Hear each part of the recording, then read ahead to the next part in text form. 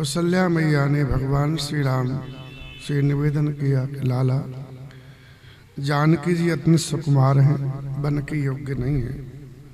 जिस वन में बड़े बड़े हाथी, सिंह, राक्षस आदि अनेकों दुष्ट जीव जंतु वन में विचरते रहते हैं, विचरण करते रहते हैं। हे पुत्र, क्या विष की वाटिका में सुंदर संजीवनी बूटी शोभा पा सकती है? वन के लिए ब्रह्मा जी ने जो विशेष सुख को नहीं जानती, ऐसी कौल भीलों की लड़कियों को बनाया है। बनहित कौल किरात किशोरी, रची बिरंच विशेष सुख भोरी। विशेष सुख से अनभिज्ञ हैं, तो उनको भगवान ब्रह्मा जी ने वन के लिए बनाया है, कौल भीलों की बच्चियों को, जिनका स्वभाव पत्थर के कीड़े के समान कठोर होता है। पाहन क्रमज में कठिन स्वभाव, उन्हें वन में कभी क्लेश नहीं होता। जिसका स्वभाव कठोर है उनके लिए वन है। श्री राम जय राम। या क्योंकि उनको कष्ट नहीं होता है, कठोर व्यक्ति कठोरता का ही निर्णय वही रहेगा जहाँ उसको एकदम भयावन लगेगा। श्री राम जय राम। या के तापस्तीय कारण जोगु, तपस्वियों की स्त्रियां वन के योग्य जिन्होंने तप करने के लिए भोगों का त्याग कर दिया है। तप करने के लिए भोगों का त्याग कर दिया है, ऐसी स्त्रियां वन के योग्य हैं।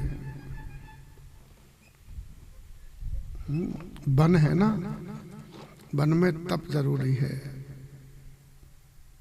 तभी आपको वन का आनंद मिलेगा, एकांत का। श्री राम जय राम। भोगी व्यक्ति वन में कष्ट पाएगा। जिसको विशेष सुख चाहिए, बढ़िया पलंग, तो उस बढ़िया सुंदर सुंदर भोजन है ना, जाना आना, लोगों से मिलना मिलाना, ये सब विषयों में आते हैं। ऐसा जीव जंगल के लायक नहीं होता है। तो जिन्होंने संसारी विषयों का त्याग कर दिया है, शब्द स्पर्श रूप रसगंध का,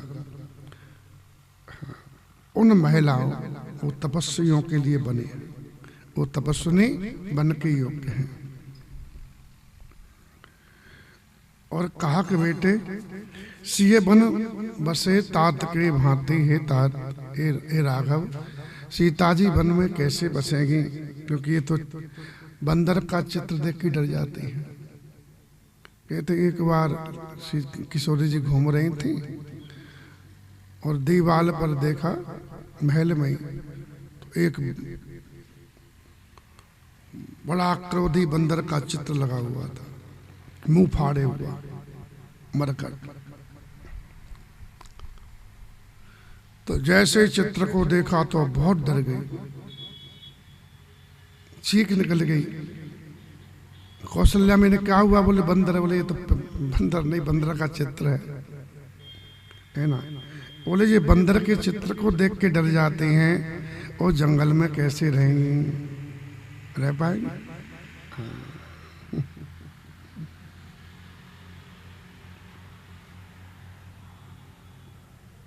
जो हंसनी मानस सरोवर में विहार करती है, सुरसर सुभग बनज बनचारी, कमलों के बीच में विहार करने वाली सुंदर हंसनी, वो क्या गंदे पानी में रह पाएगी? डाबर माने गंदा पानी है, डाबर जो कि हंस कुमारी। ऐसा विचार करके आपकी जैसी आज्ञा हो हे रघुनाथ जी, मैं जानकी को वैसी शिक्षा दूं।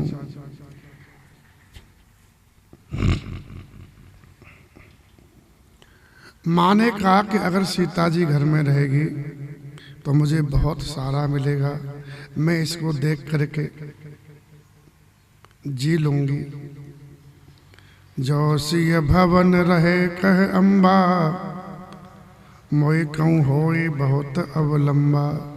मुझे बहुत सारा हो जाएगा, क्योंकि तू तो नहीं रहेगा, लेकिन तेरी जगह ये रहेगी। तो मैं, क्योंकि ये तेरे ही समान है, इसी में तुझे देख देख के जी लूंगी। जो स्वभाव तुम्हारा अब किशोरी जी का है, क्योंकि भगवान श्री राम के और माँ जानकी जी के 36 में से 36 गुण मिले थे। श्री राम जय राम। 36 में 36 गुण कब मिलते जानते हो? जब एक चीज के 2 हिस्से हो जाए ना, उन हिस्सों को मिलाओ तो बराबर मिल जाएंगे।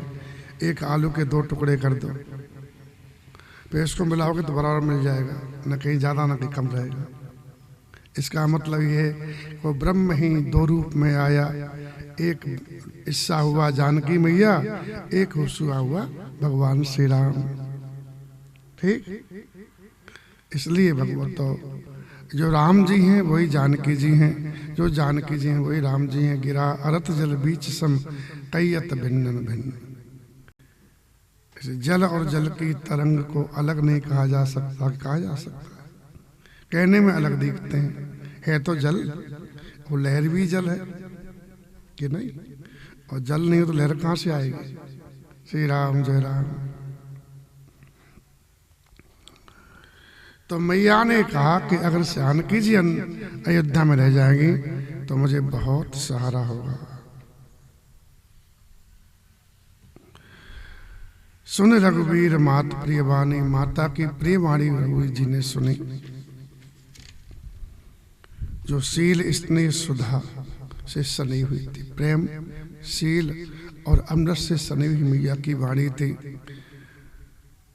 कहे प्रिय बचन विवेक में कीन मात परितोष। भगवान ने विवेक में प्रिय वचन कह करके माता को संतुष्ट किया, और फिर जंगल के गुण दोष बताने लगे जानकी जी को।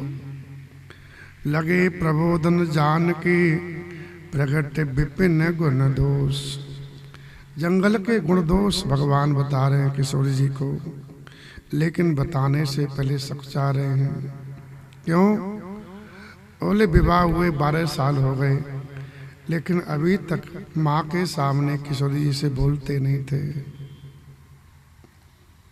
ये मर्यादा है, माता पिता के सामने पति पत्नी को बात नहीं करनी चाहिए। पहले तो इतनी मर्यादा थी कि बड़ा भाई बैठा तो छोटा भाई बैठता ही था पास में, दूर बैठता, और बैठता था तो पीछे बैठता था भाई के, आगे नहीं बैठता था। श्री राम जय राम। कुछ बुरी आदत बीड़ी तंबाकू पीने की है या तंबाकू खाने की है, तो पिता के सामने, बड़ों के सामने लोग नहीं खाते थे, नहीं पीते थे। इतनी मर्यादा थी, ये तो हमने अपनी आंखों से देखी थी। श्री राम जय राम। बड़ों के सामने पर्दा होता है लाज का, उनके सामने बुरा कर्म करने में लाज आनी चाहिए कि नहीं आनी चाहिए। श्री राम जय राम। श्री राम जय राम। तो ये तो मर्यादा है भगवान की कि माँ है, इसलिए भगवान कैसे बोले, इसलिए मातु समीप कहत सकुचाई। मैं कैसे किशोरी जी से कहूँ, सोचा कि ये समय संकोच करने का नहीं है, यहाँ बोलना ही पड़ेगा। लक्ष्मण जी ने सुना ना कि जनक जी ने कह दिया कि वीर विहीन मही में जानी, इस धरती पर कोई वीर ही नहीं है। तब लक्ष्मण जी बोले कि अब चुप होने का समय नहीं है। वैसे तो आज्ञा लेके बोलना चाहिए, लेकिन बिना आज्ञा के बोल रहा हूं,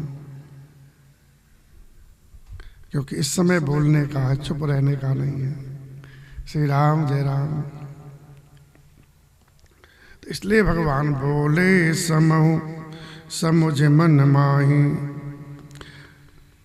इस समय ऐसा ही है, ऐसा समझ करके कहा राजकुमार सिखावन सुनहु आन भांत जिय जन कछुगन हूँ। हे राजकुमारी, राजकुमारी क्यों कहा? बोले सीता मैया को जब माँ जा कौशल्या शिक्षा दे रही, कह रही थी ना, कहता पसतीय कानन जोगु, तपस्वियों की स्त्रियां जंगल के योग्य हैं, उन्हें तप के लिए भवों का त्याग कर दिया है। तो सीता मैया ने इस बात से फैसला कर लिया कि सासू माँ ने मुझे आज्ञा दे दी, क्योंकि मेरे पति तपस्वी बन गए हैं तो मैं तपस्विनी अपने आप हो गई। भगवान इस भाव को जान गए थे, इसलिए कहा कि तुम तपस्विनी नहीं हो, तुम राजकुमारी हो। इसलिए राजकुमारी हमारी शिक्षा सुनो, अपने मन में कोई दूसरा भाव मत लाना। अगर हमारा और अपना भला चाहती हो तो हमारी बात मान के घर में रहो। आपन मोर नीक जो चहु, बचन हमार मान ग्रह रहो।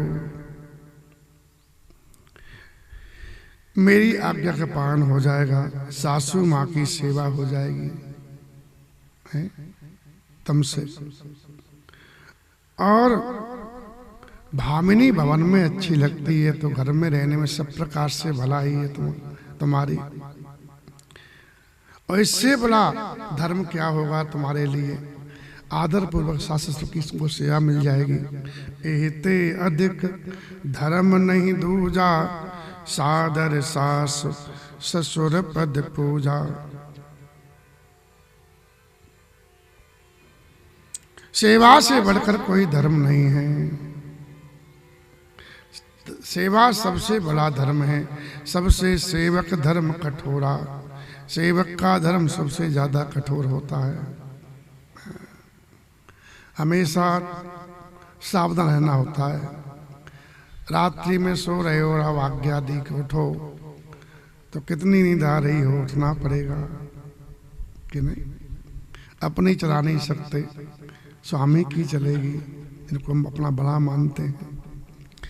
तो सेवा धर्म सबसे कठोर है। रावण बोला मैं सेवा नहीं कर सकता, वो ये भजन तामस दया, पहाड़ उठा सकता हूँ केला ले, सेवा नहीं कर सकता। श्री राम जय राम। तो भगवान श्री राम ने कहा एते अधिक धर्म नहीं दूजा, इससे बड़ा कोई धर्म नहीं है, क्योंकि सादर सास ससुर पद पूजा। जब जब मैया मेरी याद करेगी और मेरी याद में उनकी बुद्धि भोली हो जाएगी, अपने को भूल जाएंगी, विलाप करेंगी, तब हे किशोरी जी तुम माँ को पुरानी बात सुना सुना करके उनको समझाना मधुरवाणी में। मैं सैकड़ों सौगंध खा कहता हूँ किशोरी जी, हे सुमुखी, हे किशोरी जी, मैं तुम्हें केवल माता के हित की रखना चाह रहा हूँ। कहूँ स्वभाव सपथ सत मोही, सुमुख मात हित राखूं तोई। अपनी माता का हित करने के लिए मैं तुम्हें घर पे रखता हूँ, और कोई कारण नहीं है। और भगवान ने कुछ शास्त्र की बात कह करके उनको बांधना चाहा शास्त्र की मर्यादा में। गुरु सुत सम्मत धर्म फल पाई विनय कलेश। मेरी आज्ञा मान करके घर में रहने से गुरु और वेद के द्वारा जो सम्मत धर्म है, धर्म का आचरण है, उसका फल तुम बिना कष्ट के पा जाओगी। और हट करोगी तो दुख भोगना पड़ेगा। क्यों? और किसने भोगा? बोले हट बस सब संकट सही, गालव नहुस नरेश। गालव ऋषि ने और महाराज नहुस ने हट किया तो संकट में पड़ गए। गालव ऋषि ब्रह्मा जी विश्वामित्र जी के शिष्य रहे। तो उन्होंने कहा गुरुदेव दक्षिणा दूंगा मैं आपको। बोले तुम रहने दो, क्या दोगे? हम तुमको शिक्षा दे दिए, दीक्षा शिक्षा। और नहीं वो हट कर लिए। तो कहा कि जाओ 14,000 श्याम कर्ण घोड़े दो हमको। कितना? और श्याम कर्ण घोड़ा एक मिलना मुश्किल धरती पर। पूरा घोड़े का रंग सफेद हो, केवल एक कान काला हो। और घोड़ा बड़ा शुभ होता है, जहाँ रहेगा वहाँ सब प्रकार का आनंद रहता है। गैया की पूंछ पैरों के नीचे तक आवे, गैया शुभ मानी जाती है। श्री राम जय राम। श्री राम जय राम। बढ़िया सुंदर पूंछ हो गैया की और पैरों के नीचे तक आ जावे। ऐसी गैया जहाँ भी रहेगी वहाँ सुख शांति देगी। श्री राम जय राम। और भी बताते हैं लोग, माताओं की चोटी लंबी हो गए, खूब लंबी बाल हो में, ऐसी माताएं मंगलकारी होती हैं। वो जहाँ रहती हैं वो अभाव नहीं आता जीवन में। श्री राम जय राम। ऐसा सुना है मैंने, बंगाल में शायद प्राय माताओं की बाल बहुत बड़े बड़े होते हैं। श्री राम जय राम।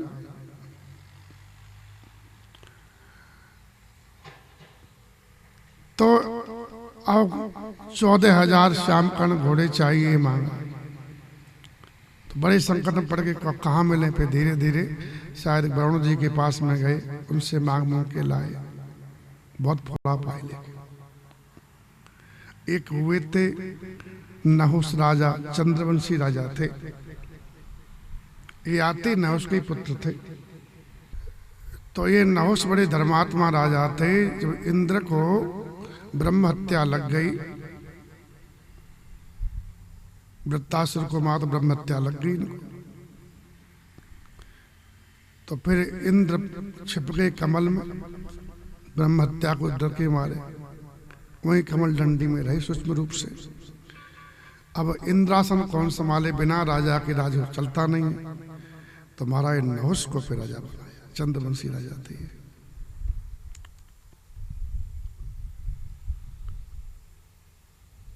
अब नहुस की बुद्धि खराब हो गई। उसको लगा कि मैं मालिक हो गया तो सब पे अधिकार है। उसने इंद्राणी को देखा, इंद्राणी बहुत सुंदर थी, और कहा कि इंद्राणी हमारे साथ में बैठे। वो पतिव्रता नारी। अब इनकी आज्ञा के राजा आज्ञा, राजा सब राजा के बस में होते। तो इंद्राणी गई, हट कर लिया। बोले नहीं, मैं तो इंद्राणी के पास में रखूंगा। जब मैं इंद्र हो गया तो इंद्राणी मेरी पत्नी हो गई। इंद्राणी गुरुदेव के पास में गई, बृहस्पति के गुरुदेव मेरी लाज बचाओ, अब वो तो अधर्म पे उदारू हूँ, अब मैं क्या करूं। बोले बेटी उसको शर्त रख दो, सप्तऋषि की पालकी में बैठ के आवे और पालकी को ढोने वाले कहार के रूप में सप्तऋषि हो मैं। कौन हो मैं? सप्तऋषि।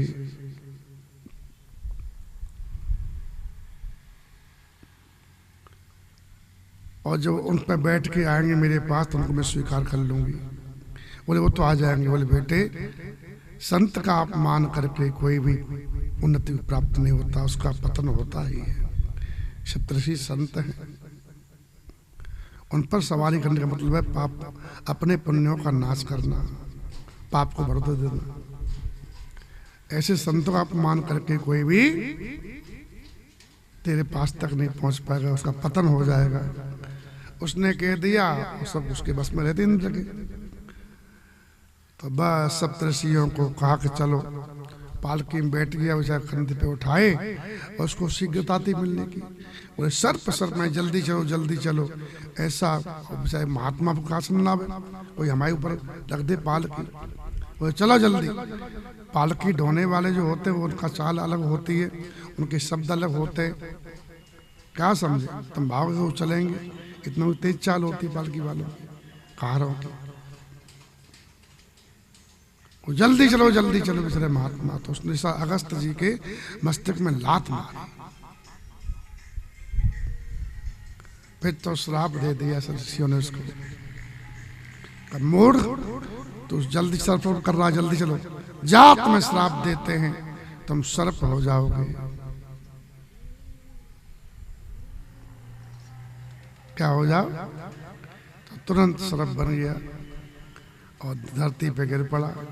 हिमालय में सर्प हुआ, अजगर विशाल संकट हुआ ना, हट गई। तो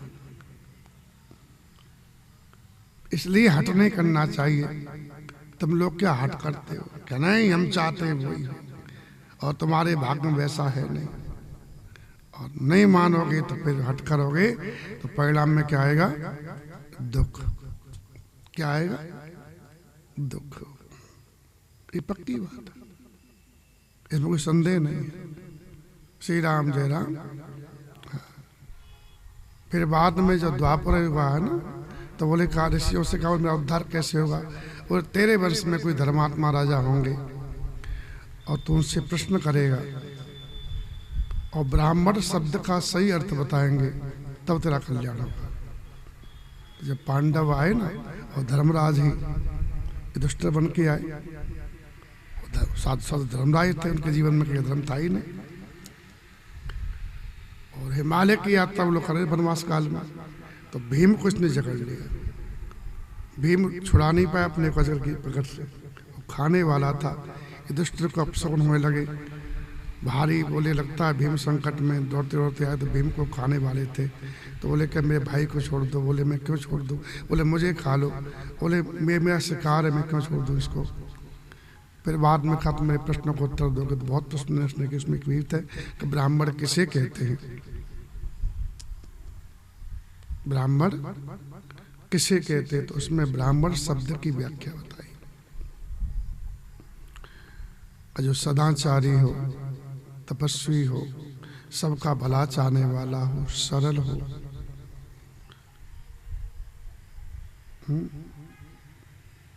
विषयों से अनासक्त हो, ऐसे उसने बहुत लक्षण बताए। बोले उसे ब्राह्मण कहते हैं। वेदों के प्रति उसकी स्वभाव की रुचि हो,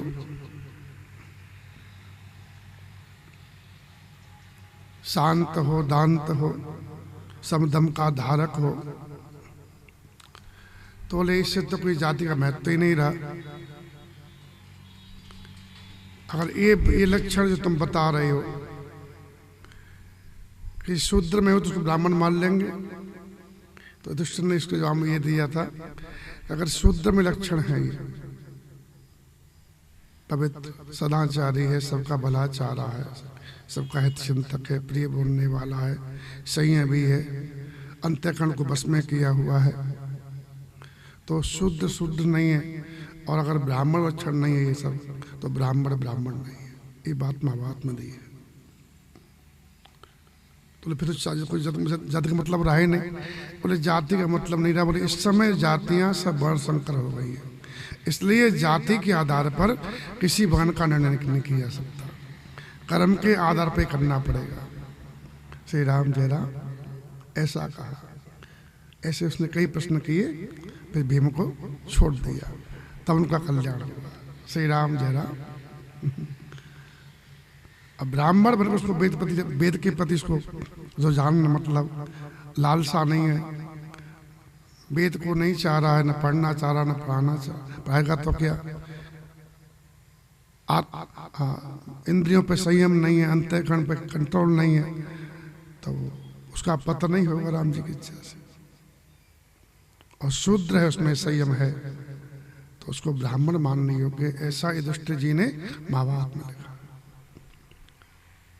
उसके स्वभाव पर होता है, स्वभाव बता देता है कि कौन ब्राह्मण है, कौन क्षत्रिय है, कौन वैश्य है, कौन शूद्र है। जो कहता मैं सेवा ही कर लूंगा, मैं इसे पढ़ाने जा रहा है, वो शूद्र ही है। शूद्र को पढ़ने में रुचि नहीं होती है, उसको सेवा में तो सेवा कर लूंगा, मैं इसे नहीं पढ़ा जाएगा। ये शूद्र स्वभाव है।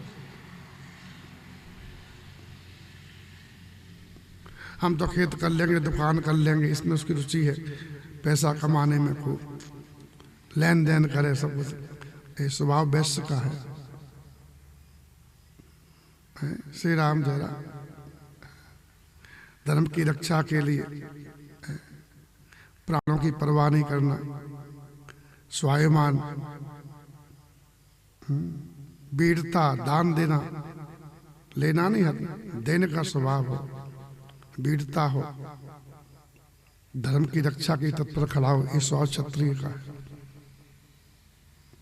तो इस स्वभाव से पहचान होती है कौन ब्राह्मण है, कौन क्षत्रिय है, कौन वैश्य है, कौन शूद्र के। इस समय सभी वर्णों में वर्ण संकरता फैली हुई है। श्री राम जय राम। ऐसा महाभारत का मानना है, मैंने जो पढ़ा है बताया आपको। तो ये सब गालब को कष्ट मिला, ना उसको सांप बनना पड़ा, क्यों? हटके बस। तो भगवान श्री राम किशोर जी से कहते हैं कि देवी हट मत करो, हट बर सब संकट सहे, गालब नहुस नरेश। 14 साल की बात है, पिताजी की आज्ञा 14 साल की पूरी करने के बाद में, हे सुमुखी हे सियानी, मैं लौट आऊंगा, मैं पुण्य कर प्रवान पितवानी, बेगी फिर अब सुन सुमुख सयानी। और दिन जाते को देखते हुए लगती है, दिवस जात नहीं लागई बारा, सुंदर सिख बन सुनहु हमारा। हे सुंदरी, हमारी ये सीख सुनो कि दिन जाते देर नहीं लगेगी। 14 साल कब बीत जाएंगे पता ही नहीं पड़ेगा। और जो हट करो मेरे प्रेम के बस हो करके आप हट करोगी तो परिणाम में तुमको दुख होगा, भगवान ने कहा है। जो हट करो प्रेम बस बामा, तो तुम दुख पाओ परिणाम। हट करोगी, मेरे साथ चलोगी तो परिणाम में तुमको दुख होगा। हट का फल दुख ही होता है। भगवान श्री राम कह रहे हैं कि मेरे साथ जाने का हट करोगी तो परिणाम में दुख होगा। और सीता मैया फिर गई कि नहीं गई लंका? ज्यादा कष्ट उन्हीं को हुआ?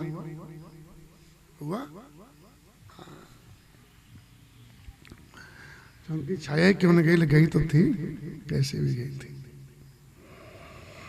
तो कानन कठिन भयंकर भारी, जंगल भयानक होता है, बड़ा कठिन होता है। और घोर घाम, भयंकर धूप पड़ती है, भयंकर सर्दी पड़ती है, तेज हवाएं चलती हैं, लू लगती हैं, कभी ठंडी हवाएं, कभी गर्म हवाएं, कई बरसाती हवाएं। जंगल में मकान थोड़ी मिलते। श्री राम जय राम। बरसात में भयंकर गर्मी पड़ती है। बरसात बाहर कुछ बैठने की जगह नहीं, छोटी सी झोंपड़ी में बैठे हुए हूँ, न रात में नींद आती, दिन में चैन पड़ता है, शरीर से पसीना चुभता रहता है। श्री राम जय राम। बहुत कठिन मामला है, हमने सब सहन किया बचुआ। श्री राम जय राम। तो कानन कठिन भयंकर भारी, घोर घाम, वहाँ का धूप भी तेज होता है, सर्दी भी तेज होती है, लू भी तेज होती है वहाँ की। कुछ कंटक, रास्ते में कुछ होता है, कुछ भी बड़ा कड़ा होता है। चलोगे ना कुछ को तो पैरों को चीर देता है, उसका पत्ता धारदार होता है। मूंछ का पत्ता है ना धारदार, ऐसी डाब का पत्ता भी धारदार होता है उसका। तो चलोगे तो चीर देता है, जगह जगह खून निकल आता है। श्री राम जय राम। बरसात में जब भी जाओगे कहीं, खून निकाल के ही आओगे वहां जंगल में से। कांटे, कोई बिनने वाला तो है नहीं, कांटों के पेड़ भी होते हैं। और कांटा होता है बेर का, बड़ा टेढ़ा होता है, लग जाए तो निकलने में बड़ा कष्ट देता है। सीधा तुरंत निकल आता है, टेढ़ा निकलने में बड़ा, टेढ़ा कुछ तो जाता है, निकालने में बड़ा मुश्किल होता है। कहते हैं ना, मन में माखन चोर गड़ी, अब कैसे निकसे सजनी, टेढ़े हुए के अड़े, और घुस तो गए ले बांके बिहारी हैं, तो टेढ़े हो घुस गए, कैसे निकले बाहर? हृदय में, मन में हमारे ठाकुर जी माखन चोर अड़े। तो रास्ते में कंकड़ होंगे, कांटे होंगे, कुसा होंगे, और बिना जूते चप्पल के चलना पड़ेगा। चलब पया दे, पैदल चलना है, और बिनु पद त्राण, और देवी चरण कमल मृद मंजु तुम्हारे। तुम्हारे चरण कमल बहुत ही सुंदर हैं और बहुत कोमल हैं, कमल जैसे कोमल है तुम्हारे चरण, और बहुत सुंदर हैं। और मार्ग अगम, जो रास्ते हैं बड़े बड़े दुर्गम हैं, पहाड़ी रास्ता है, कैसे चल पाओगे? कंदर खोव नदी, हाथ जोड़ के बैठ, कंदर खोव नदी नद नारे, अगम अगाध न जाए निहारे। पर्वतों की गुफाएं, दरारें, नदियाँ, नल, नद नाले ऐसे गहरे हैं कि उनकी ओर देखा ही नहीं जाता। हम लोग इस पर्वत पर हनुमान जी का जन्म हुआ, अंजनी माँ के, उस पर्वत पे हम गए, तो हमने देखा कि उस पर्वत पर एक बहुत दरार है बड़ी, ऐसे बीच में से पर्वत पर इतना उसमें जगह है, उसको देखते डर लगता है। श्री राम जय राम, बहुत गहरी दरार है उसमें और लंबी है, लांग तो जाओगे, चूक गए तो पर उसमें जाएगा। श्री राम जय राम। तो बड़े ऐसे दुर्गम होते हैं जो देखे भी नहीं जाते, भगवान ने कहा। और क्या, ये तो जंगल भयानक, रास्ते भयानक है, वहाँ नदियाँ भी के, जो नदियों के कछार होते हैं, नीचे उतरने में डर लगता है, वहाँ चले जाओ ना तो नहाने में डरने में डर लगता है, बहुत ऊंचा कछार है उसका, और नीचे नदी बह रही है, वहाँ जाओगे तो भय लगता है। जब कोई घाट नहीं, कोई रास्ता नहीं, कभी वहाँ जाना पड़ता है, तो नदी का किनारा ही बड़ा भयावह लगता है, दिन में भी डर लगता है वहाँ पर। श्री राम जय राम। तो कंदर खोव नदी नद नारे, अगम अगाध न जाए निहारे। भाल बाग ब्रक के हरि नागा, करे नाद सुन धीरज भागा। जंगल के पशु जब अपनी आवाज में बोलते हैं तो इतना भय लगता है कि कलेजा धैर्य छोड़ देता है, कलेजा ठाव छोड़ देता है। भालू चिल्लाता है, बाघ दहाड़ते हैं, भेड़िए घूमते रहते हैं, वो बोलते रहते हैं, और सिंह हाथी ऐसा भयानक शब्द करते हैं कि धीरज नहीं रहता है,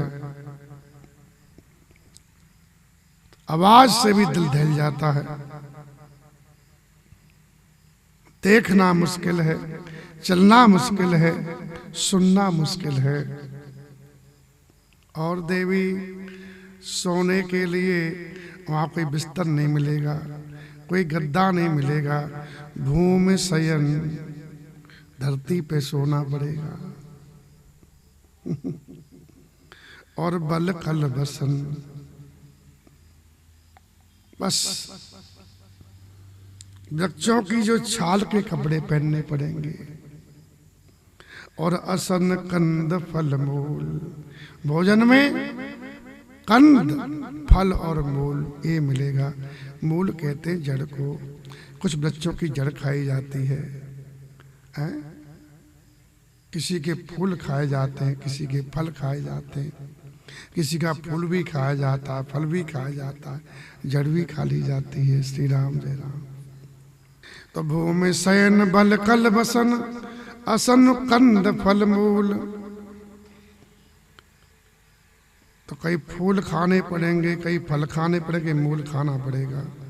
वृक्षों की जड़ में, जड़ होती है ना, उसको भी खाया जाता है। और मूल में गाजर भी आती है, मूली भी आती है। ये मूली तो होते हैं ना, सलगम है, काय मूली तो है। श्री राम जय राम।